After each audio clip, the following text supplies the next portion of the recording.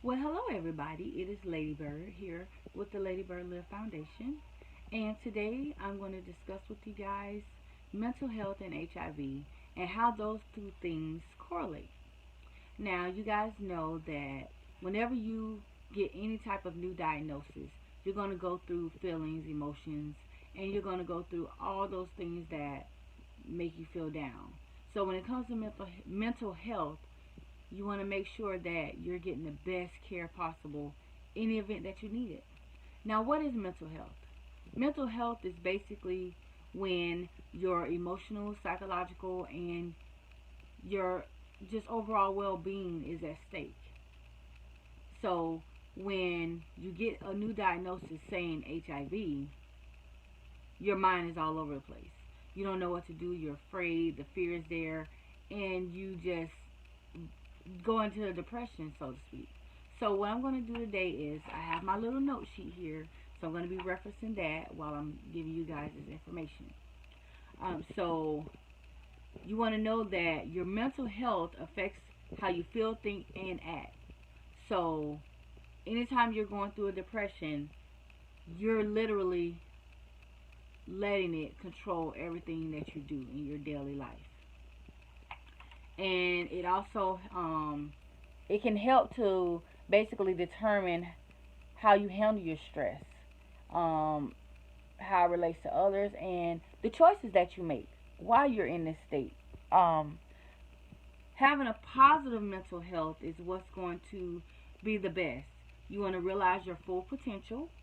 Um, you want to figure out what's the best way for me to cope with stresses in life, because a lot of people don't realize that stress basically is a part of your mental health.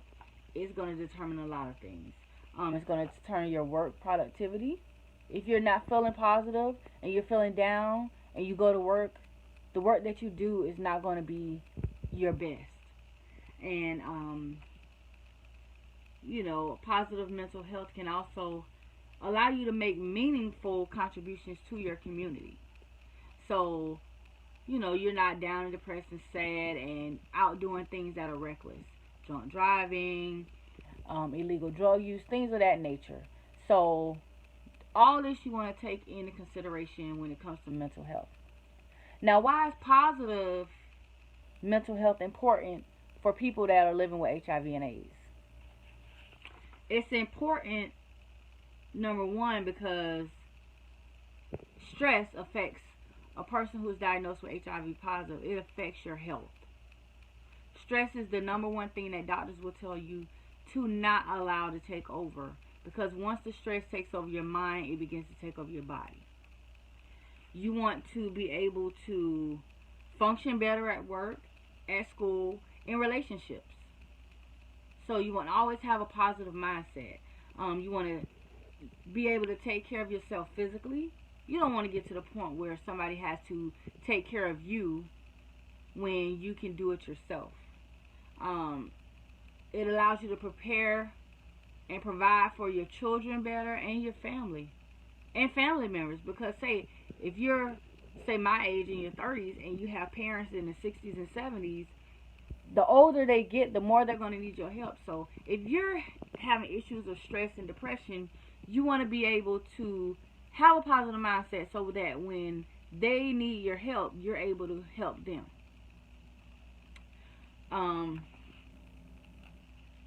Now, mental health problems can affect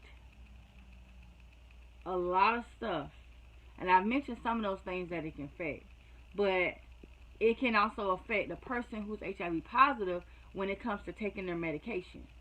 Now, if you are not on a time schedule with your medicine, it's definitely going to be something that you're going to want to do and not allow negative mental health to take over. It's going to make it harder for you to keep appointments if you keep that negative mindset. And just your overall health behavior. You can end up engaging in risky sex that could potentially infect others or infect yourself with co-infections. You can have problems sleeping, exercising, just waking up in the morning can feel like it's the worst thing in the world when you allow the negative mental health stresses to take over. Now, just a few statistics, and this is from 2012. These are just shows you how common among all Americans, not just those living with HIV, how common mental health problems are. 1 in 5 American adults experience um, a diagnosable mental health illness. Nearly 1 in 10 young people experience the period of major depression. Now you gotta think about that. When you say young people, that's anybody that's, I say, maybe 25 and under. Think about that. Major depression. You think, when you're young, you thinking, oh, you gotta have fun. You don't worry about the stresses of life when you're young. But here it is, 1 in 10 young people are doing that.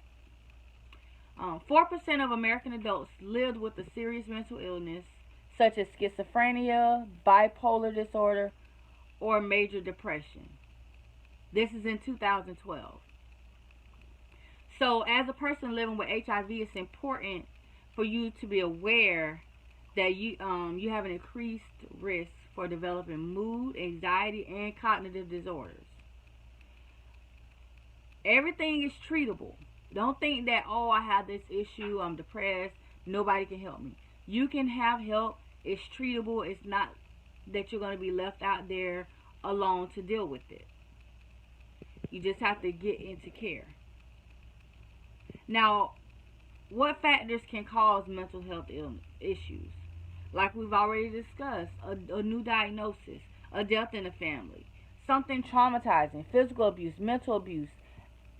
Just various things can cause that. Now, when it comes to stress in those who are HIV positive, that can affect your mental health, and also it can contribute to you having trouble getting services, you not being able to have a support system, or all kinds of things. Losing your job, having to tell others you're HIV positive. That's one of the biggest stresses I found for me early on was, I would almost feel like I'm hyperventilating inside because here I am, I've met this guy, I want to date him. He doesn't know my status. I got to tell him my status. And it's like, one of those things where, oh my goodness, and I was literally like hyperventilating inside because I'm like, I have to do this. It's a must. So that can also cause you to have mental health issues. Just the thought of having to tell your status to others.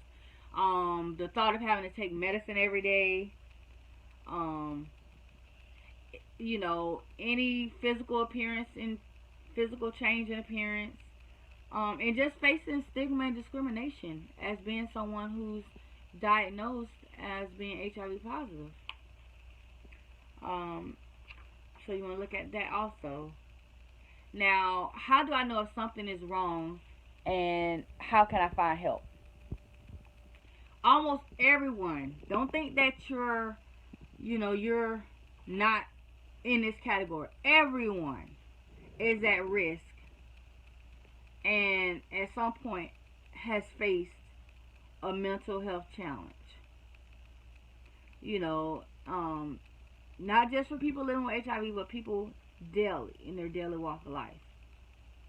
Now, how do you know when it's time to get help? When you're no longer finding things to be fun. Stuff that usually makes you happy. Going to work. Just different simple things that used to make you happy and used to bring out the best in you. When you find those things are no longer making you happy, then something's wrong. When you start withdrawing from social interactions, you want to be a loner. Changes with your memory. You start forgetting stuff. You don't, you could care less about remembering, or not being able to sleep. Excuse me. It's also a sign of something being wrong. Now, remember, a mental health disorder may be pre-existing and could already be a problem. Now, especially for a person being HIV positive. It could already be something that you've experienced before and just didn't know it, and now you got a newer diagnosis, and now you're realizing, hey, something is wrong.